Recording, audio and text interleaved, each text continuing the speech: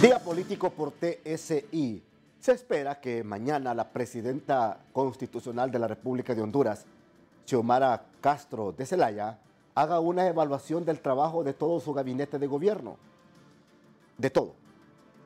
Me imagino que de ahí se van a tomar grandes decisiones, quienes siguen y quienes no siguen en el actual gobierno de doña Xiomara Castro.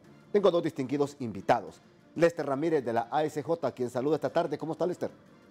Muy buenas tardes, Ramón. Muchas gracias por la invitación. Don Julio Raudales, también es un gusto saludarle. Muy buenas tardes, Lester y Ramón Matute. Muchas gracias por invitarme a tu programa. Perfecto. Lester, ¿por dónde debe comenzar esta evaluación, doña Xiomara, de su gabinete de gobierno? Bueno, obviamente es usualmente el primer criterio de la ejecución presupuestaria, ¿no?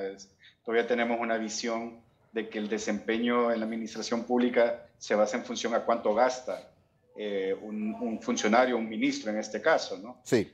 Pero más allá de la ejecución, yo creo que también hay que ver el impacto, ¿no? Los resultados que han tenido en cada uno de sus sectores, y eso yo creo que tiene que utilizar otro tipo de métricas, otro tipo de indicadores, indicadores que espero de que lo hayan compartido con los mismos secretarios, que se les haya explicado cómo los iban a evaluar, ¿no? Porque de eso se trata, hay que ser también transparente en la manera como se evalúa. Entonces, creo que tanto la ejecución presupuestaria es un indicador importante, pero también los resultados que ha tenido en términos de, vaya, en caso de salud, el tema de los medicamentos, el acceso a los medicamentos, la estabilidad que ha tenido la Secretaría de Salud en la atención al público. Hemos visto mucha confrontación, conflictos, tomas de hospitales, retrasos en los salarios. Entonces, esos son temas que son muy importantes que habrán que atender. Así en cada uno de los sectores, en educación, en seguridad, Sí. la temática del control de la violencia, la extorsión, de cómo se está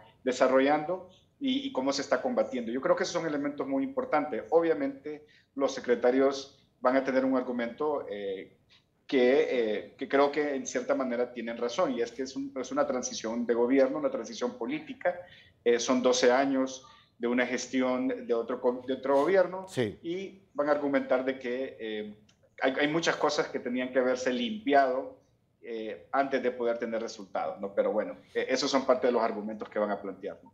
Ahora, licenciado Raudales, 10 meses de gestión en los grandes ejes del país, ¿en qué se ha cumplido y en qué no? Bueno, mira, Ramón, yo comparto lo que decía en primer lugar Sí. Lester sobre la forma y los elementos que deben de considerarse para evaluar. Y reafirmo, subrayo la importancia de tener en cuenta de que pues el país fue recibido en condiciones realmente calamitosas en muchos aspectos. Creo que el peor de ellos, el peor aspecto es el tema del crédito de Honduras, es decir, Sí. de la imagen del país, que estaba muy deteriorada al final del gobierno anterior. Hay que recordar que el señor Juan Orlando Hernández se reeligió de una manera inconstitucional, y que esto tuvo un efecto, un impacto muy fuerte en la gobernanza del país. Luego vino factores externos como la pandemia, como los mismos huracanes que se llevaron a Sí. cabo, que se dieron en el año 2020 y en el 2021 también, las tormentas tropicales. Así es que la situación era complicada, pero ¿qué gobierno no recibe al país en una situación compleja, verdad? También en el año 2010 creo que no podría decirse que la situación en que se recibió esta administración era peor que la que se recibió en el año 2010 después de un golpe de Estado, con la credibilidad del país por los suelos y con una situación financiera de deuda complicadísima para el país, además con el agravante, Ramón, de que en aquel tiempo había por lo menos la mitad del mundo que no aceptaba o que no reconocía al gobierno que entró al poder en el año 2010. Sí. Entonces, 10 meses para evaluar resultados es muy poco. Yo creo que lo más importante, y acompaño en esto lo que decía Lester, es que debe de examinarse cuáles son los pasos, la eficiencia de los pasos que se han dado en estos 10 meses en términos de aplicación de las leyes, en términos de ejecución del presupuesto y en términos de generación de políticas inteligentes para revertir la situación que se recibió. Ahora, fue un año, Lester, de bastante endeudamiento de este gobierno actual. 50.000 millones de lempiras por el Banco Central, 400 millones de dólares por parte del BID, otra cantidad de dólares por parte del Banco Centroamericano de Integración Económica. Ahora, como ensayo fue suficiente el 2022, ¿con qué perspectiva debe de arrancar el gobierno en el 2023? Yo creo que el gobierno tiene que iniciar con una claridad de cuáles son realmente las prioridades. Sí. No tiene que ser tan abarcativo, ¿no? Como se dice, el que mucho abarca poco aprieta. Yo creo de que tiene que ser muy estratégico. Tiene que identificar, y yo creo que no hay que estar haciendo diagnósticos, ya las cosas ya están sobrediagnosticadas. Sabemos cuáles son las áreas críticas del país: pobreza, salud, educación, infraestructura, el tema del cambio climático, que cada vez afecta más la gobernanza de los países, y la estabilidad. Esos son los temas, ¿no? que el gobierno, dentro del ámbito del Poder Ejecutivo, porque también eso hay que tenerlo muy claro, el gobierno en estos primeros meses del 2023 tiene que tener claridad de que tiene una función constitucional de administrar y ejecutar las políticas públicas. Hay que dejar a un lado el Poder Legislativo y el trabajo que se debe hacer en el Poder Judicial. Para eso está la separación de poderes, y para eso están las responsabilidades y funciones que tiene cada uno de estos poderes. En ese sentido, a mí me parece de que tiene que ser muy estratégico y priorizar. Además de eso, hay un tema que a mí me preocupa en lo personal, y es el problema de las tierras. Cada vez más hay más invasiones, y no solamente invasiones en tierras ociosas, se están dando invasiones en tierras que están en producción, y eso sin duda alguna afecta cualquier ingreso, afecta también las divisas del país, afecta las exportaciones y obviamente afecta el entorno de las condiciones para invertir. Entonces hay problemas que se van a ir incrementando y que deben ser atendidos también de manera pronta, ¿no? Y sin discursos populistas, ¿no? Eso es muy importante, ¿no? Ahora, licenciado Raudales, creo que el 2023 será un año donde se va a disparar el gasto corriente, principalmente la masa salarial. Se habla de aumento a los maestros, se habla de nuevas plazas en el sector salud, se habla también de otras contrataciones en el engranaje público. ¿Cómo debe de visualizarlo la Secretaría de Finanzas? Bueno, qué bueno que me haces esa pregunta, Ramón, porque te quiero decir que ya el gasto corriente está disparado desde este año, ¿no? En primer lugar, tuvimos un incremento presupuestario del 25% en relación al del año 2021, y esto es histórico, nunca se había dado en el país. Desde el año 90 para acá, los incrementos presupuestarios habían sido del 7% en promedio, que es producto de la suma de la inflación más el crecimiento del PIB. 3% de promedio de crecimiento del PIB, 4% de inflación anual, eso nos da un promedio de 7% de incrementos presupuestales entre el 90 y el 2021. Pero el 2021 al 2022 creció en 25%. Es un incremento que no se había dado nunca, casi 60.000 millones de lempiras. Sí. Y hay que recordar también, Ramón, que el gasto público se compone, si lo vemos desde la perspectiva económica, en dos partes: el llamado gasto corriente y el llamado gasto de capital. Gasto corriente y gasto de capital. El gasto de capital, de acuerdo al programa que estaba en el presupuesto, apenas ha crecido apenas se ha ejecutado en un 17% al día de hoy, Ramón. Es decir, muy poco, considerando que nada más faltan 6 semanas para que termine el año, de las 52, ¿verdad? Que tiene el año. Solo se han ejecutado 17%, mientras que el gasto de capital, el gasto corriente, el gasto recurrente, el gasto en sueldos y salarios, en otras compras, se ha ejecutado casi en un 80%. Es decir, que el gasto corriente anda bien en la ejecución, ¿verdad? Y eso evidentemente lo que señala es que ha habido a todas luces una incompetencia, porque claro, es fácil pagar los sueldos y salarios, es fácil pagar los servicios públicos y las compras y contrataciones, pero no es fácil ejecutar lo más importante que debe tener el presupuesto, que es la inversión pública, el gasto de capital, que es lo que genera crecimiento. Entonces, yendo un poco al tema de la evaluación que se va a hacer, yo creo que esos deberían ser los parámetros con los que debería de medirse a cada uno de los funcionarios públicos en este gobierno. Perfecto. Voy a la pausa, pero cuando regrese, ¿cómo evolucionan mis invitados o cómo evalúan mis invitados la Secretaría de Educación y la Secretaría de Salud? Después de la pausa.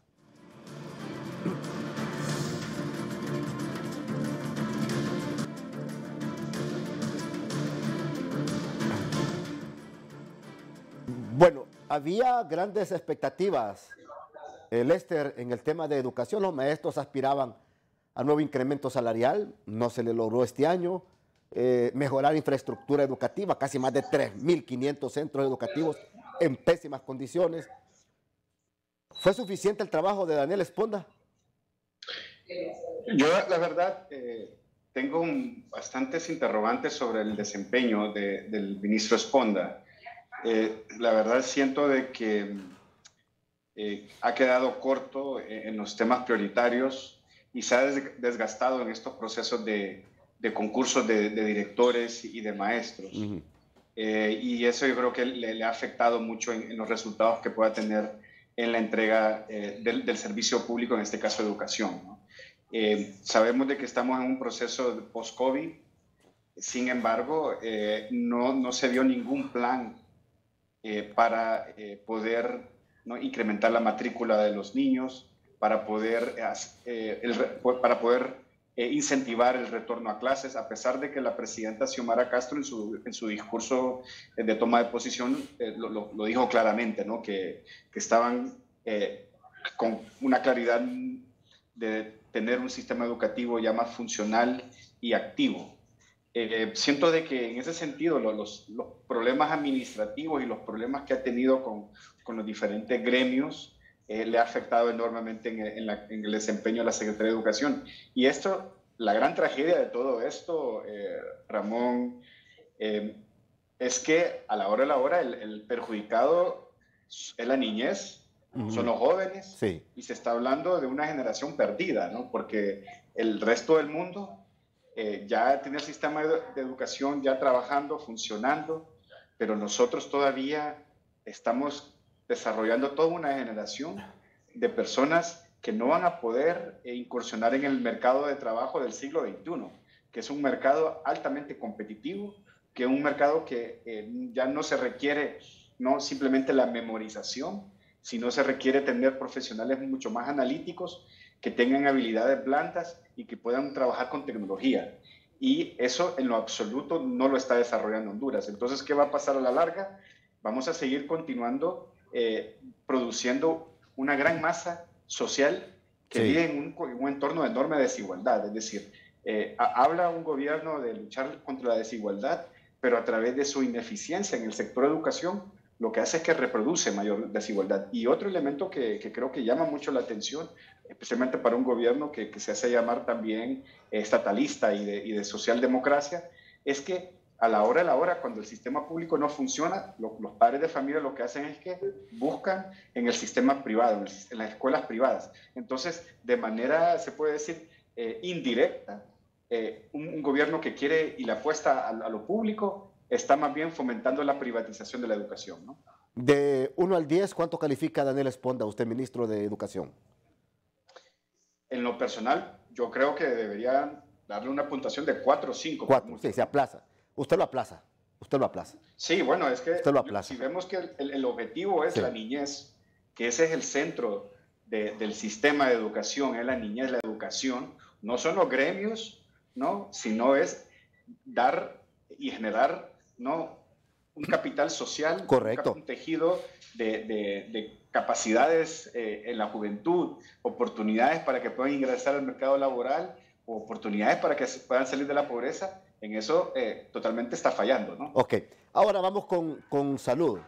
Don Julio Raudales, ¿fracasó la compra de medicamentos? Digo que fracasó porque los medicamentos, según un informe de la Comisión de Diputados para este fin, no entran en el año 2022.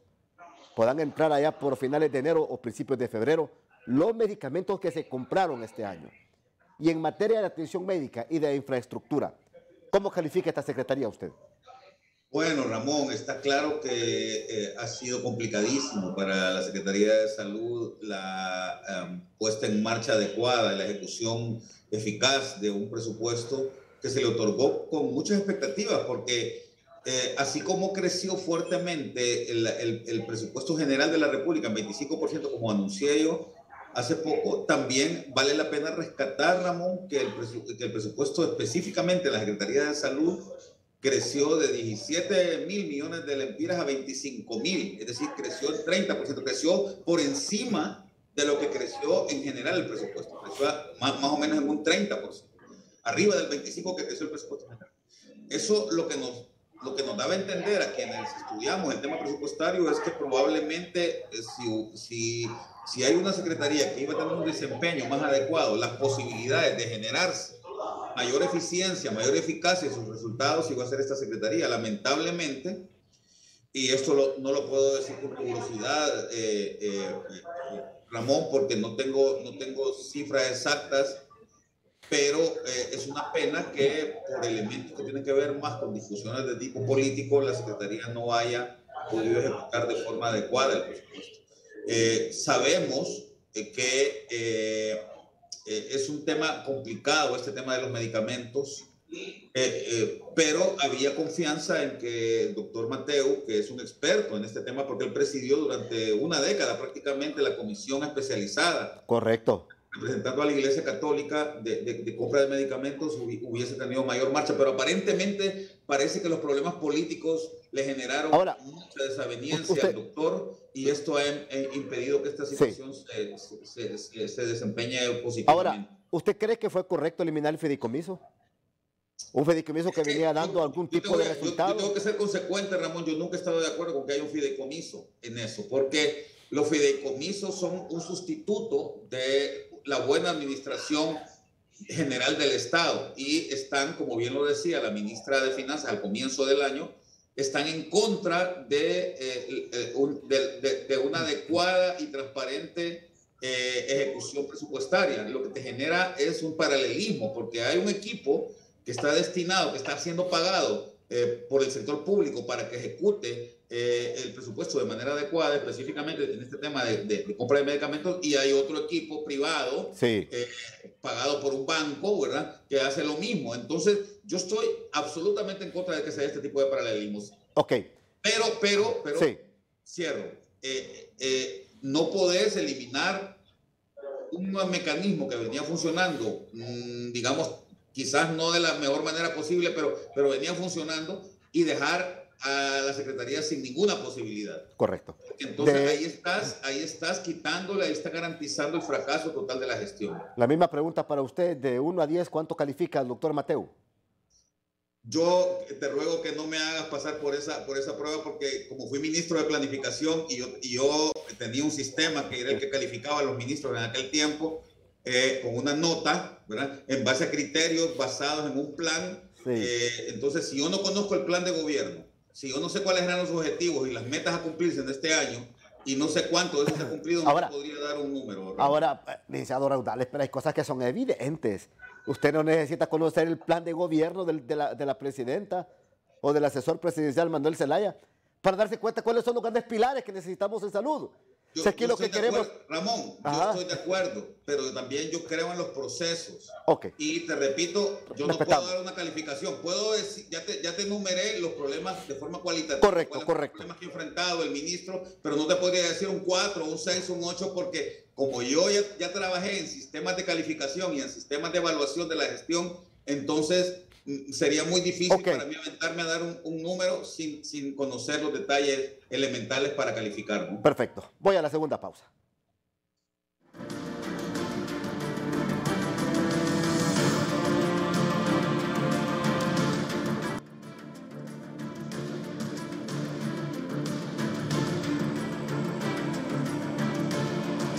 Ok, tienen 1 minuto 30 segundos cada uno para que me contesten esta pregunta. Lester, ¿quiénes deben de quedarse y quiénes deben de irse del actual gobierno? Bueno, la verdad, eso es algo también muy subjetivo, ¿no? Pero la verdad es que si quisiéramos establecer un criterio, ese criterio sí tiene que estar, como dije al inicio, no solamente plegado a quién ejecutó, sino quién resolvió los problemas o quién al menos trató de establecer algunas actividades para atender estos problemas. Y lo que hemos visto este primer año, y yo creo que aquí hay que ser objetivo también, es un año de transición política.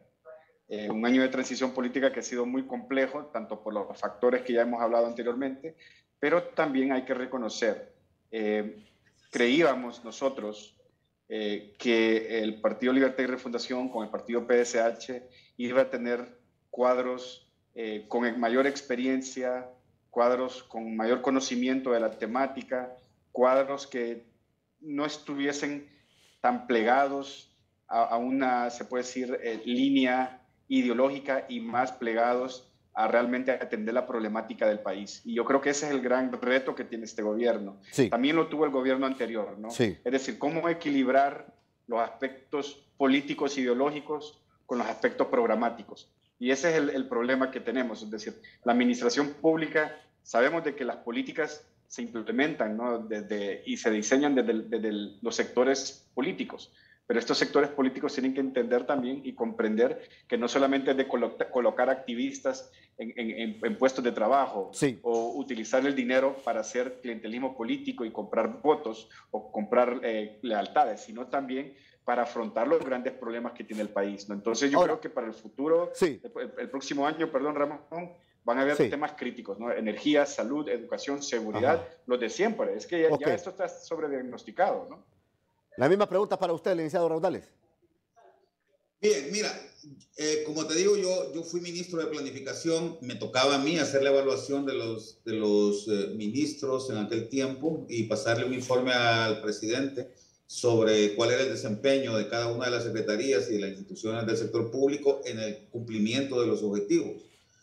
El ministro, que a su vez es presidente de la Comisión Nacional de Bancos y Seguros, ha anunciado el restablecimiento de este sistema, que aunque él ha dicho que no existía, sí existía, ¿verdad?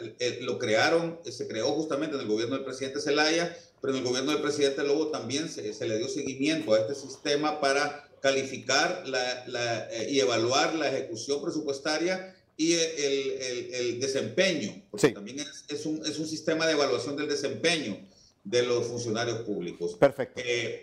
Yo creo que más allá de todo, Ramón, me parece que las condiciones de la actual administración, dado que es un año de transición, como mencionaba Lester, lo que nos dan más bien, lo que va a valorar la presidenta, se me ocurre a mí, es el grado de confianza que debería ella seguir teniendo en sus funcionarios y no tanto cuál es el desempeño, porque ya vemos que el desempeño de casi todos, si lo calificamos por la ejecución presupuestaria, ha sido pues prácticamente negativo, ¿no? Estarían aplazados todos. Entonces, más bien lo que vamos a ver quizás a partir del sábado es en quién la presidenta Xiomara Castro, del equipo que está trabajando con ella actualmente, va a seguir confiando para que siga el año, ¿no? Gracias, don Julio Raudales. Gracias, Lester Ramírez. Muy amable por participar en Día Político. Hasta aquí el programa. Que pase una feliz noche.